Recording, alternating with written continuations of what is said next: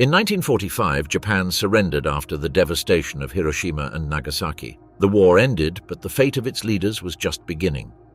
The men who had led an expanding empire were forced to answer for every decision made during the conflict. The Allies established the International Military Tribunal for the Far East. Generals, ministers, and imperial advisors were charged with war crimes, crimes against peace, and crimes against humanity. Some faced long trials, others received immediate sentences, several were executed by hanging, others were imprisoned for life, and some managed to escape with minimal sentences, protected by political conveniences in the midst of the Cold War.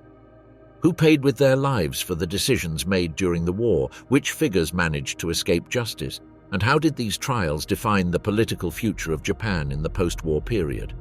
The broken empire, the emperor's voice announces the end.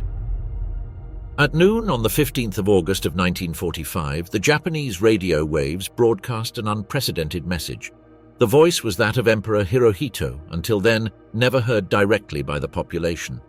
The recording, prepared in advance to avoid interruptions, was broadcast through the national radio NHK. The language used was ceremonial and archaic, with expressions that made immediate understanding difficult among the common audience. However, the general sense was clear: the empire accepted unconditional surrender. The announcement came after several days of uncertainty caused by the atomic bombings on Hiroshima and Nagasaki, as well as by the entry of the Soviet Union into the war. The ruling elites had intensely debated over the acceptance of the Potsdam Declaration. The decision was made amid strong internal divisions, where some ministers and officials advocated for the continuation of the fight, while others recognized the material impossibility of sustaining it. The recording of the emperor was guarded under strict surveillance, as radical military sectors attempted to prevent its transmission with the objective of prolonging the resistance. When the speech was finally broadcast, the reactions were diverse. In towns, factories, and homes, a large part of the listeners remained silent, unable to immediately grasp the magnitude of the words. Those who managed to interpret them conveyed to others that the war had ended. There were those who cried, those who remained motionless, and those who chose to lock themselves in their houses.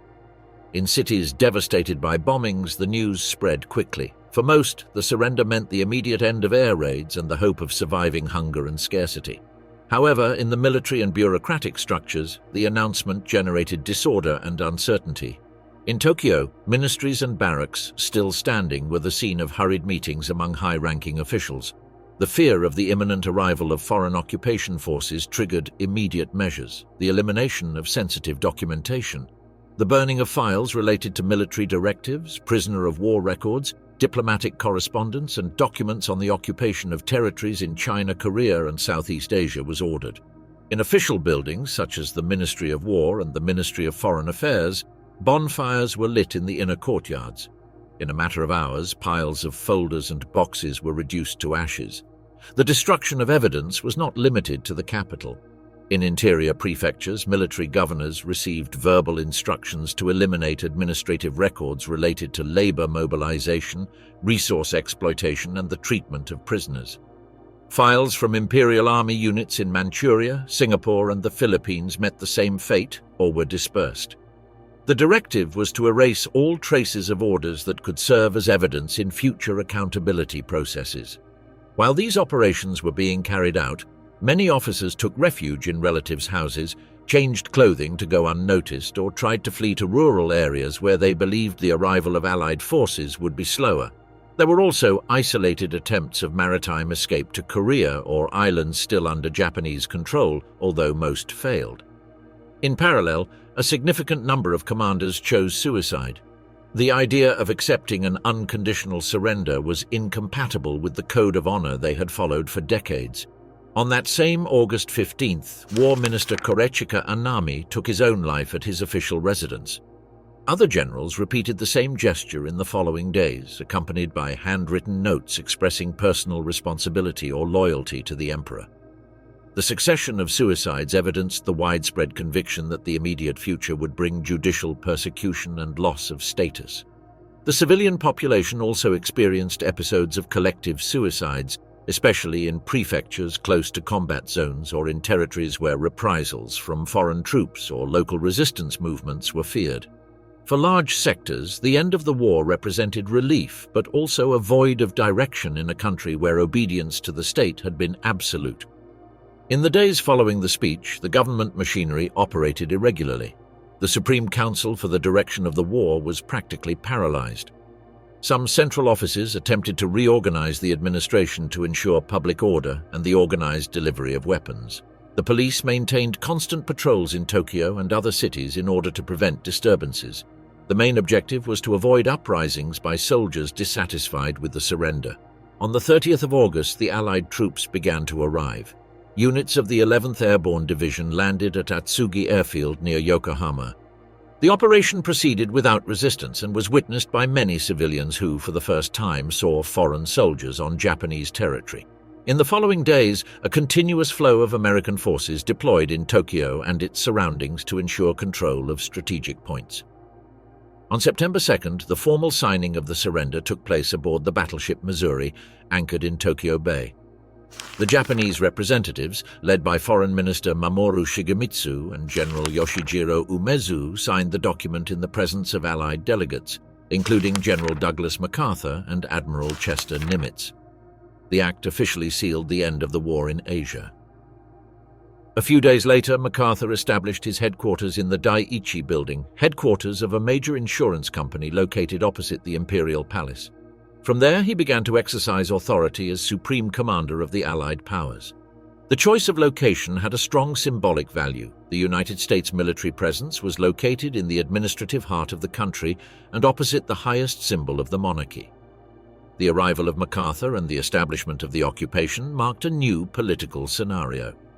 Orders regulating Japan's military, administrative, and economic activity were issued from the Daiichi. Immediate restrictions were imposed on weaponry, military structures, and nationalist propaganda.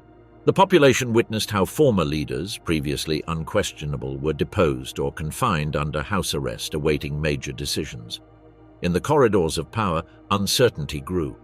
Those who had held positions of command understood that the next stage would be the investigation of war responsibilities. The presence of foreign forces in the capital and the occupation of strategic buildings indicated that the era of impunity had ended. Documents that had not been destroyed came into the hands of the Allied investigators. Officials and military personnel who had neither fled nor died by suicide were preparing to be interrogated, while rumors circulated about lists of suspects drawn up by the new occupiers. The collapse of that August transformed the power structure of the empire in a few days. The emperor's speech, the reaction of the population, and the immediate emergence of the occupying forces created a scenario where leaders previously absolute became potential defendants. From the Daiichi building, the occupation apparatus was already planning the next phase, the administration of the defeated country and the definition of mechanisms to prosecute those responsible. Iron Court war turned into accusation. The decision to bring Japanese leaders to trial arose in parallel with the occupation measures. From the beginning, the Allies had discussed the need to establish a judicial mechanism similar to the one being organized in Europe against Nazi leaders. In July of 1945, the Potsdam Declaration had left open the possibility of judging and punishing those responsible for the war in Asia. Once the Japanese surrender was confirmed, General Douglas MacArthur, as Supreme Commander of the Allied powers, was given the authority to set up an international tribunal in Tokyo.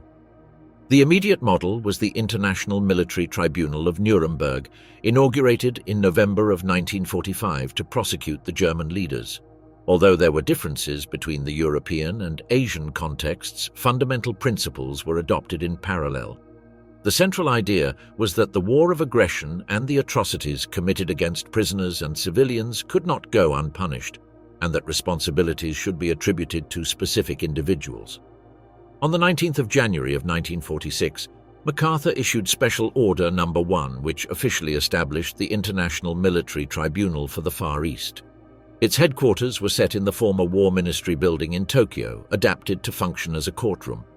The tribunal would have jurisdiction over high-ranking political and military officials of the empire, accused of planning, initiating, or waging war, as well as committing serious violations of the laws and customs of war. The composition reflected the international character of the coalition that had fought against Japan. 11 countries appointed judges and chief prosecutors: United States, United Kingdom, Soviet Union, China, Australia, Canada, France, New Zealand, Netherlands, India, and Philippines. The inclusion of colonial powers, such as the Netherlands, directly affected by the Japanese occupation in Indonesia or India, not yet formally independent, demonstrated the political breadth of the tribunal. Each judge had a deputy and teams of legal assistants. The differences between legal traditions were evident from the start. The Anglo-Saxon system, based on precedents and the confrontation between prosecution and defense, contrasted with inquisitorial court conceptions typical of continental Europe. The court had to coordinate procedures among representatives of heterogeneous legal cultures. The language became another technical difficulty. The sessions were conducted in English and Japanese, but the presence of Soviet, French, Dutch, Indian, and Filipino judges and prosecutors required organizing a system of simultaneous and consecutive translation. For this purpose, the equipment used in Nuremberg was adapted. Booths were installed and specialized interpreters were recruited, capable of translating not only common language but also military and legal terminology. This aspect caused frequent delays and difficulties during the process. Regarding the definition of crimes, the same classification as Nuremberg was adapted to the Asian scenario. 3 main categories were established. Class A crimes, called crimes against peace, consisted of planning, preparing, initiating, or waging a war of aggression in violation of international treaties. In the Japanese case, this included the invasion of Manchuria in 1931, the war against China initiated in 1937, and the expansion into Southeast Asia and the Pacific starting in 1941. Those responsible were high-ranking political and military leaders who had participated in formulating those policies. Class B crimes, or war crimes, encompassed violations of the laws and customs of war. This included executions of prisoners, torture, forced deportations, use of slave labor, and deliberate destruction of cities or properties without military justification. An early example in Allied documentation was the treatment inflicted on prisoners during the Bataan Death March in the Philippines. Class C crimes, or crimes against humanity, included murders, extermination, slavery, deportations, and other inhumane acts against civilian populations before or during the war. Although this category had been developed mainly in Europe, in Asia it was applied to massacres against Chinese civilians, the use of forced labor in Korea and Manchuria, and medical experiments conducted on prisoners. The court's jurisdiction was limited to the highest-ranking leaders. Separate courts were organized for intermediate officers and administrative staff in various occupied countries, while the International Military Tribunal for the Far East reserved its jurisdiction for those of higher responsibility. The process of selecting defendants began immediately after the surrender. Allied investigative teams gathered information on multiple fronts. United States and British intelligence officers cross-checked field reports with captured documents. Testimonies from released prisoners of war and reports from organizations like the International Red Cross became work material. The first name included was that of the former Prime Minister and Minister of War, Hideki Tojo. His role in the decision to attack Pearl Harbor and in the overall conduct of the conflict placed him at the center of responsibilities. Along with him, the prosecutors drew up a list that reached 28 people. Former prime ministers, ministers of foreign affairs, army and navy commanders, as well as key ideologues and diplomats in imperial expansion appeared. The selection criteria were based on the hierarchical rank, direct involvement in the formulation of aggressive policies, and responsibility in the chain of command. Some cases generated debate, as not all the accused had performed direct military functions. The most notable example was Koki Hirota, former Prime Minister and Foreign Minister, prosecuted for his political responsibility in the expansion and for not having stopped atrocities. The 28 accused were transferred to Sugamo Prison in Tokyo.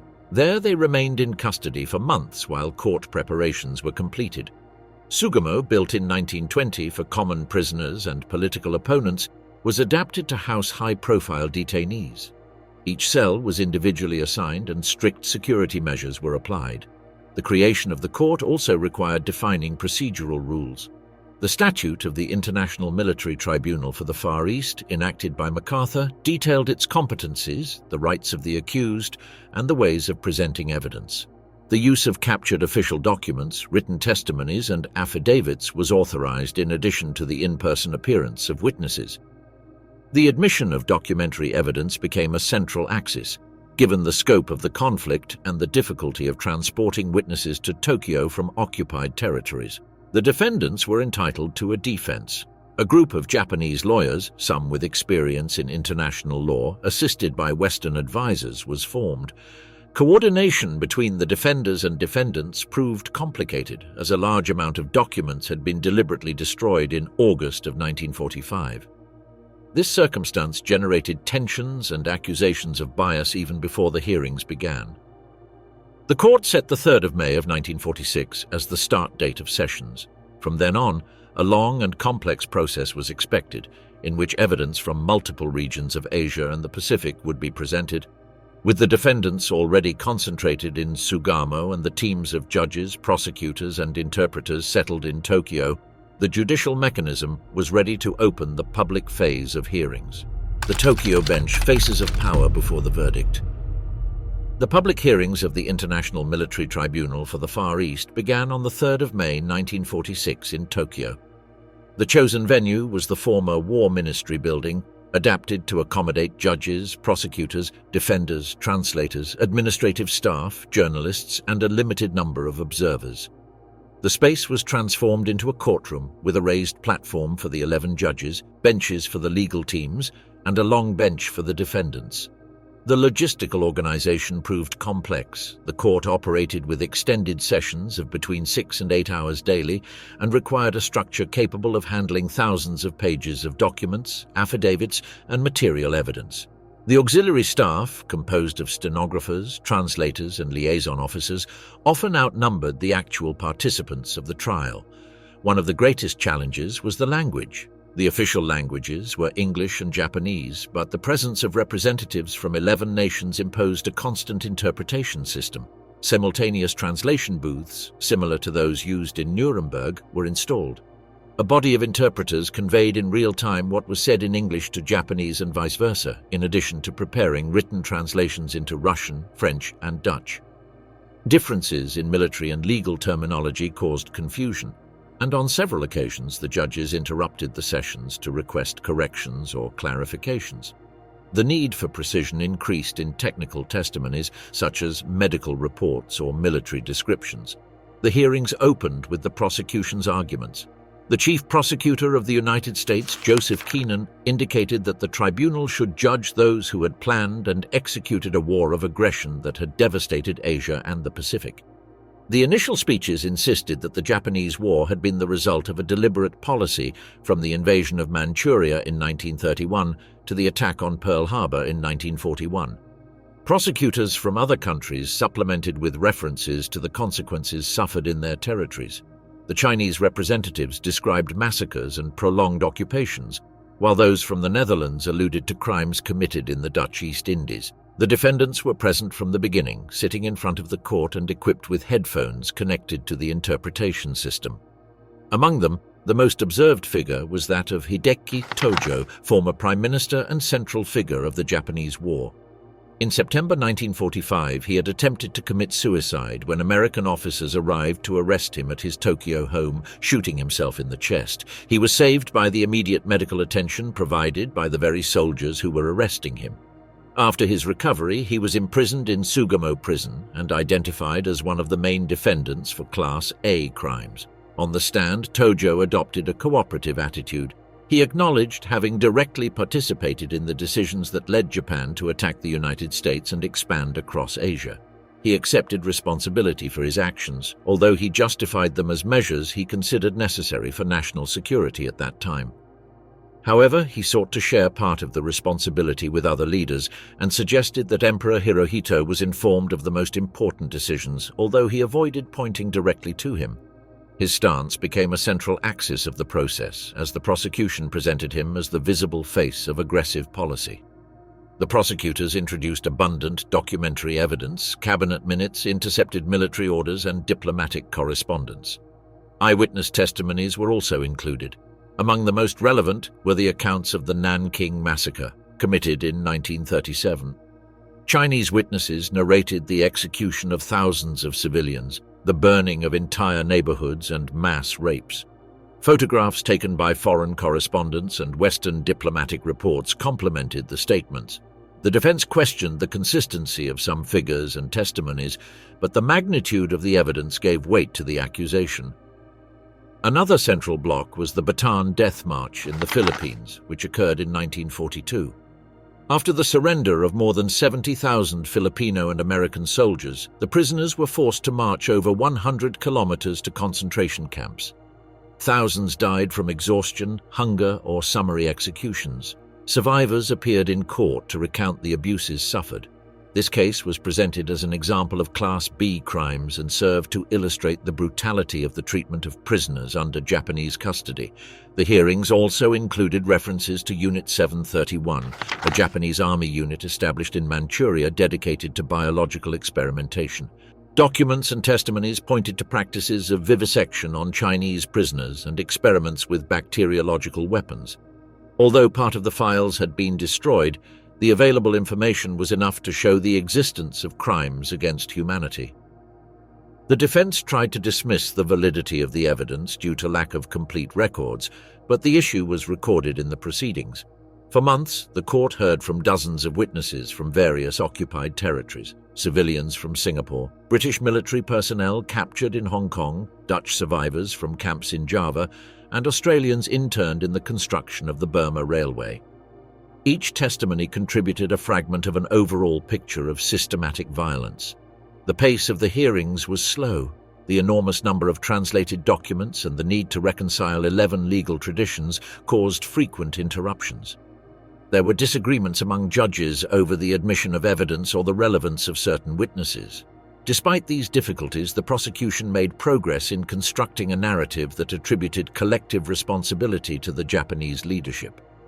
The defense attempted to argue that Japan had acted under international pressure, pointing out that the economic sanctions imposed by the United States prior to the war had left the country without alternatives. They also argued that the crimes committed on the ground had been isolated acts of units out of control and not the result of centralized policy. However, the existence of orders signed by the High Command weakened this line of argument. In total, more than 400 statements were heard and thousands of pages of documents were presented. Tojo's case drew public attention, both for his position and for his decision to accept some responsibility. Other defendants adopted different strategies. Some denied any involvement, others chose to remain silent. As the sessions progressed, the focus shifted to how the court would interpret the evidence and the responsibility of the defendants. The closing of the evidentiary phase in 1948 paved the way for the deliberations that would lead to the sentence. The night of the gallows, 7 leaders fall in Sugamo. Upon the conclusion of the evidentiary phase in mid-1948, the court began the deliberation period. For months, the 11 judges met behind closed doors to analyze thousands of pages of transcripts, documents, and statements. The task proved arduous, marked by differences in the legal backgrounds of each magistrate and by political tensions among the countries represented. The president of the tribunal, Sir William Webb of Australia, tried to maintain procedural consistency, but discrepancies were constant. The Soviet judge, I.M. Zarianov, insisted on the need for swift and severe sentences following the line set by Moscow in Nuremberg. In contrast, the Indian judge Radhabinod Pal considered that the tribunal lacked legitimacy in retroactively applying the category of crimes against peace. His position became the most radically dissenting, holding that the defendants should not be convicted under legal classifications that did not exist before the war. Other judges, like the American John Higgins and the British William Patrick, defended the validity of the process and the need to sanction Japanese leaders, although they differed in the way of measuring individual responsibilities. The discussions extended over several weeks. Not only the guilt was evaluated, but also the penalties. Unanimity proved impossible, so the majority criterion was adopted. Each accused was the subject of particular debate. In the case of Hideki Tojo, the consensus was broad in considering him one of the main responsible for the war of aggression. In contrast with Koki Hirota, the deliberations focused on his status as a civilian without direct military command, although the prosecution pointed to him as responsible for not having prevented the atrocities. Finally, on the 12th of November of 1948, the court announced that it was ready to deliver a verdict. That day in the courtroom, the defendants were transferred from Sugamo prison and seated in their usual benches. The reading of the sentences dragged on for hours. The room remained silent as the judges delivered the verdicts case by case. Of the 28 initial defendants, 3 did not reach the end. 2 died during the process, and 1 was declared mentally incapacitated. For the remaining 25, the results were as follows: 7 sentenced to death, 16 to life imprisonment, and 2 to lesser prison terms. The 7 sentenced to hanging were Hideki Tojo, former Prime Minister and Minister of War; Koki Hirota, former Chancellor and Prime Minister; Kenji Doihara, General and Chief of Intelligence; Seishiro Itagaki, General and later Minister of War; Haitaro Kimura, General responsible for troops in Burma; Iwana Matsui, General in command during the capture of Nanking in 1937, and Akira Muto, General with involvement in campaigns in China and the Philippines. Each was identified as responsible for war planning or for committing atrocities in specific operations. The 16 sentenced to life imprisonment included political figures like Hiranuma Kichiro and high-ranking military personnel like Shigenori Togo. The 2 remaining received sentences of 7 and 20 years. After the reading, the convicted were returned to their cells in Sugamo. Appeals were immediately rejected, and the Allies arranged for the sentences to be executed with no possibility of commutation. The chosen date for the executions was the 23rd of December of 1948, the day of Emperor Hirohito's birthday. The coincidence had a symbolic value, to show the permanence of the monarch on the throne in contrast to the elimination of those who had been considered responsible for the war. In the early morning of that day, the 7 condemned were transferred from their cells to the Sugamo execution yard. The procedure was carried out in secret, without the presence of journalists or the public. Only United States military officers, medical staff, and prison guards attended. Each condemned was led individually to the gallows under a strict protocol. The executions began shortly after midnight and concluded within a few hours. According to the records, the condemned offered no physical resistance. Some remained silent and others made brief formal statements, but no prolonged intervention was allowed. Once the procedure was completed, the doctors certified the death of each one. The bodies were placed in simple coffins and transported under custody to a crematorium in Tokyo. The incineration was carried out without ceremony and without notice to the families. The ashes, deposited in metal urns, were transported by military vehicles to the port. From there, American vessels ventured into Tokyo Bay and scattered the remains at sea. The decision to disperse the ashes in open waters aimed to prevent any grave or monument from becoming a place of pilgrimage. The news of the executions was officially communicated hours later through a statement from the occupation authorities. The Japanese press, under Allied censorship, conveyed the information in a sober manner, merely listing the names and confirming the enforcement of the sentences. With the executions of the 23rd of December, the main phase of the Tokyo tribunal was closed. However, the trials against Japanese officials continued in multiple venues. In Manila, Nanking, Singapore, Rabaul, and other cities, local tribunals were judging officers and officials for crimes committed on the ground. While the main executed individuals in Sugamo physically disappeared, thousands of minor accused faced their own processes in the post-war context in Asia and the Pacific. Trials on fire, crimes exposed in Asia and the Pacific. The International Military Tribunal for the Far East drew worldwide attention, but it was not the only judicial stage after the Japanese surrender. In parallel, hundreds of trials were organized in occupied countries against officers, doctors, guards, and officials of the empire. These local military courts had an immediate character, as they were held in the same places where the crimes had occurred. Together, they constituted one of the largest judicial operations of the post-war period.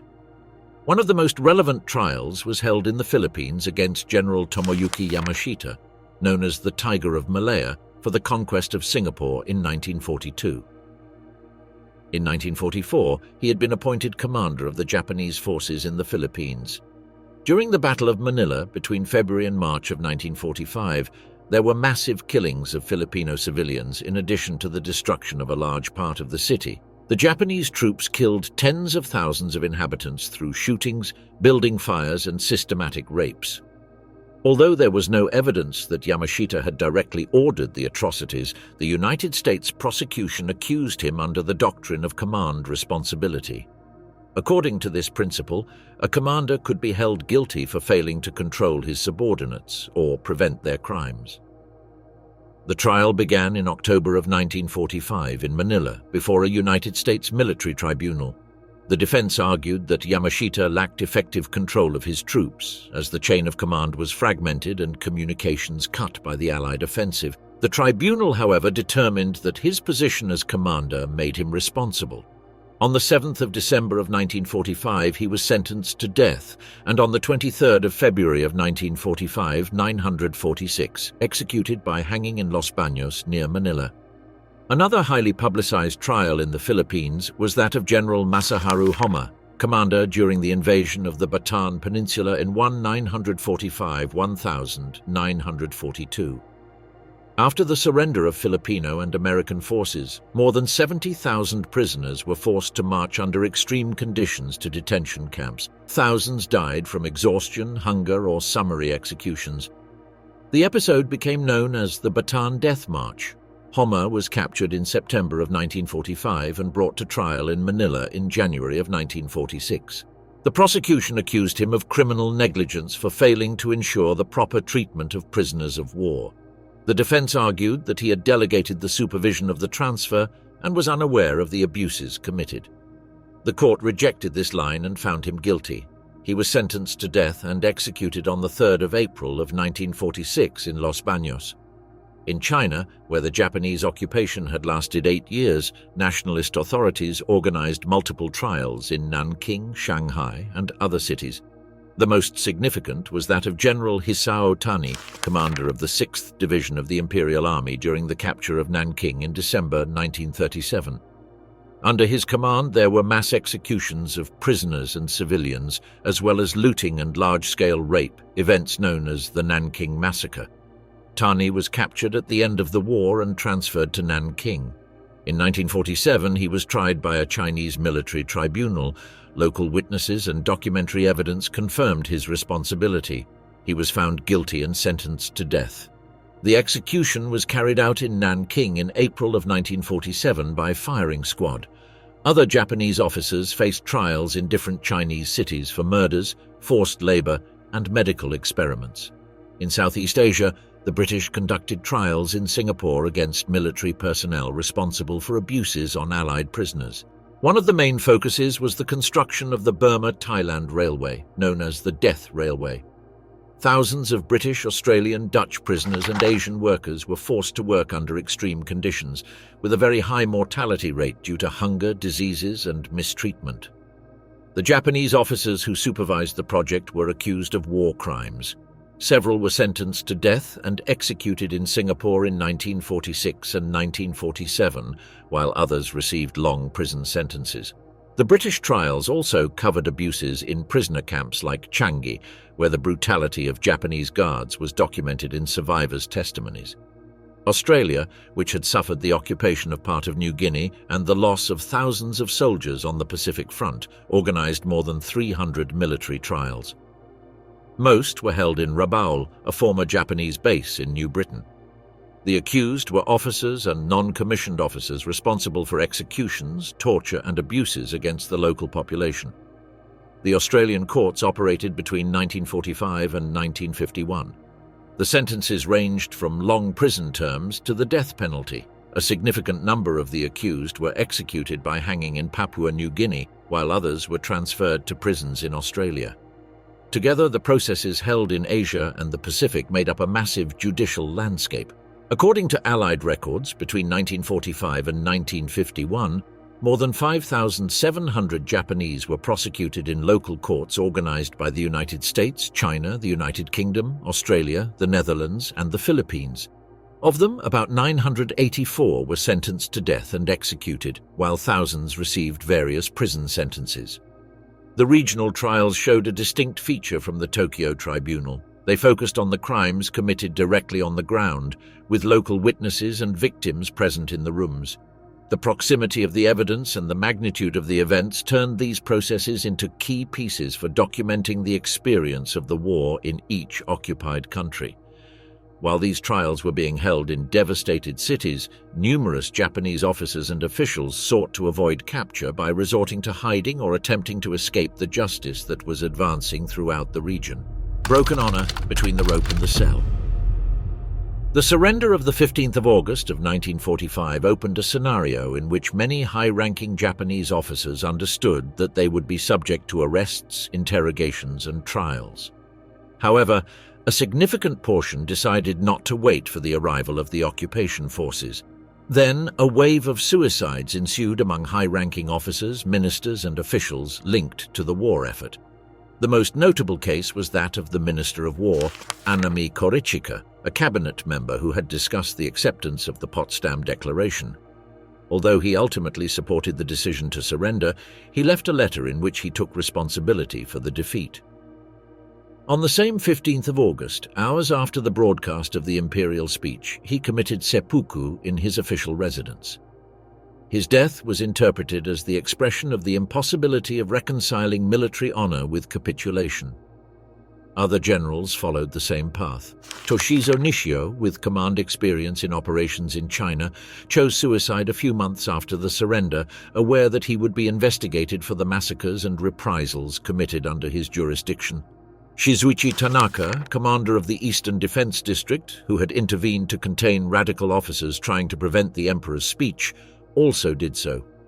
His death in 1945 was seen as a way to accompany the surrender with a personal exit. Suicides were not limited to Tokyo.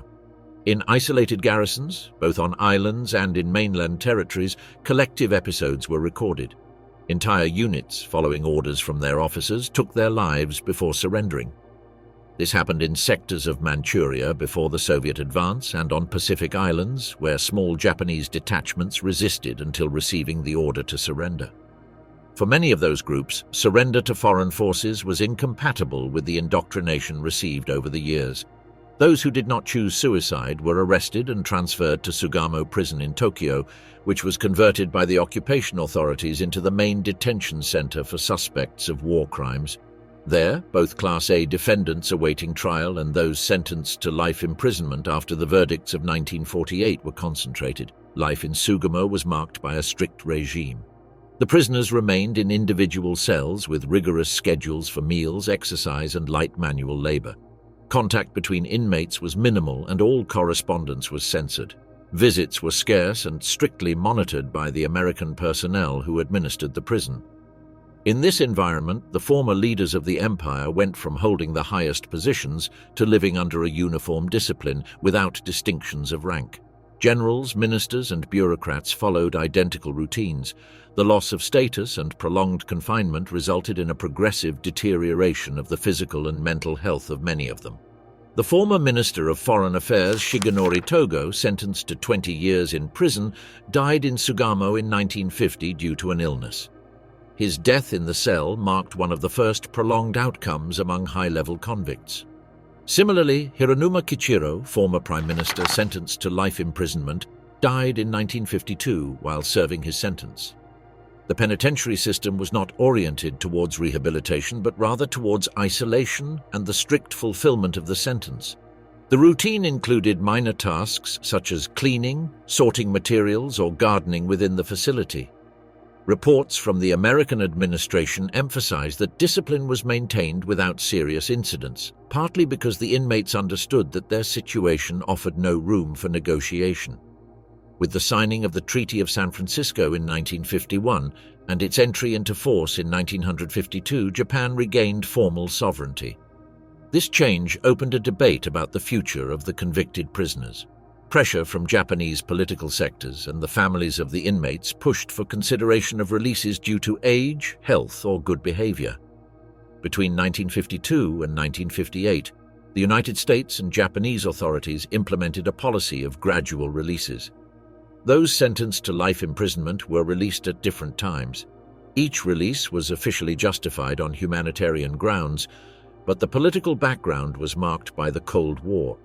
The United States saw in Japan a strategic ally against the expansion of communism in Asia, and keeping influential figures imprisoned could become an obstacle to internal stability. Thus, men who had been judged as Class A war criminals regained their freedom. Although most of them retired from public life, some returned to politics or the economic sphere. This phenomenon created tensions with neighboring countries that had suffered occupation, for whom the releases represented an offense to the memory of the victims. Prison and suicide were not exclusive destinies. While some leaders ended their lives in 1945 or died in Sugamo cells, others managed to rejoin the political and economic stage, playing significant roles in post-war Japan. The protected of power, Hirohito and his allies. The Allied occupation of Japan did not mean the prosecution of all leaders linked to the war. Some escaped justice due to strategic decisions by the occupation authorities or because of the usefulness attributed to them in the new political scenario. Among them were highlighted Emperor Hirohito, bureaucrat and politician Nobusuke Kishi, and far-right activist Yoshio Kodama. Emperor Hirohito had been the central figure of the Japanese system since 1926.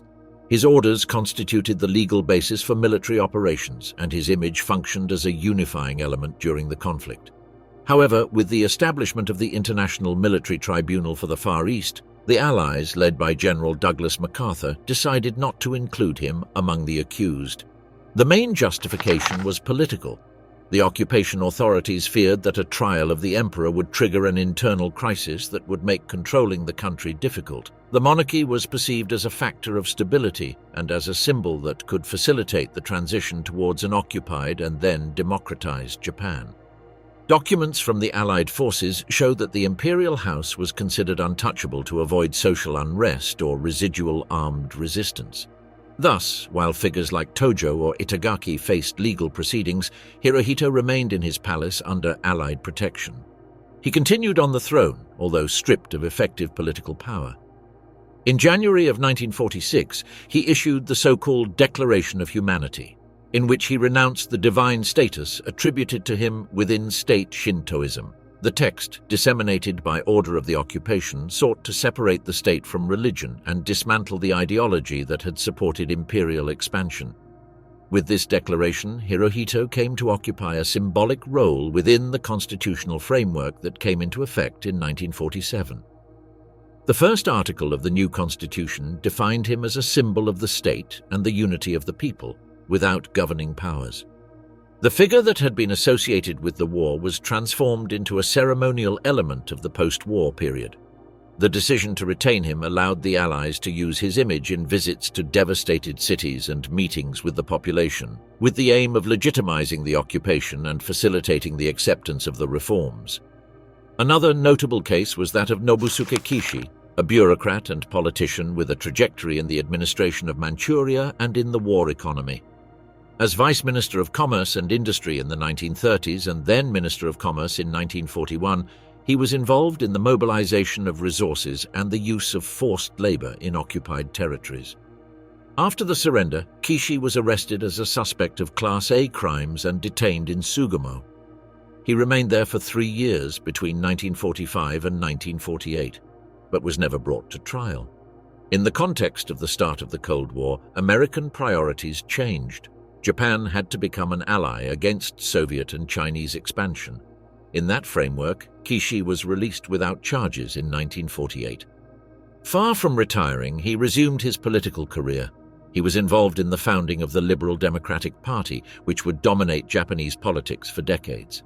In 1957, only 12 years after the surrender, he reached the position of Prime Minister. During his tenure, he promoted the signing of the Security Treaty with the United States in 1960, consolidating the bilateral military alliance. His career reflected how former figures of the imperial regime were repurposed in the post-war period. For Washington, his strong anti-communist stance was a priority over his past during the war. The third example is Yoshio Kodama, an ultranationalist linked to organized crime. During the war, he amassed a fortune through smuggling in China and Southeast Asia in collaboration with the Japanese army. Through Yakuza networks, he facilitated the transport of strategic materials and financed clandestine operations. After the defeat, he was arrested as a suspect of Class A crimes and confined in Sugamo. Like Kishi, he never went to trial. In 1948, he was released when the American authorities began to see him as a useful instrument in the fight against communist influence. In the following years, he became an intermediary between politics, business, and organized crime. He maintained links with the United States Central Intelligence Agency, which considered him an ally in the stabilization of Japan under a conservative regime. He financed the Liberal Democratic Party and supported political campaigns, while maintaining his role as a central figure in the Yakuza world. The power of Kodama in the post-war period was reflected in his ability to influence political decisions without holding official positions. His figure represented the merging of clandestine wartime networks with the new power structures under American occupation and after the recovery of sovereignty. Hirohito, Kishi, and Kodama embody three variants of the same phenomenon, leaders who, for different reasons, avoided the Tokyo trials or escaped convictions. The emperor was protected as a symbol of stability. Kishi reached the head of government thanks to the new framework of the Cold War. Kodama operated from the shadows as a link between formal power and parallel structures. While thousands of military and officials faced executions, imprisonment, or suicide, these figures managed to maintain influence and play decisive roles in post-war Japan.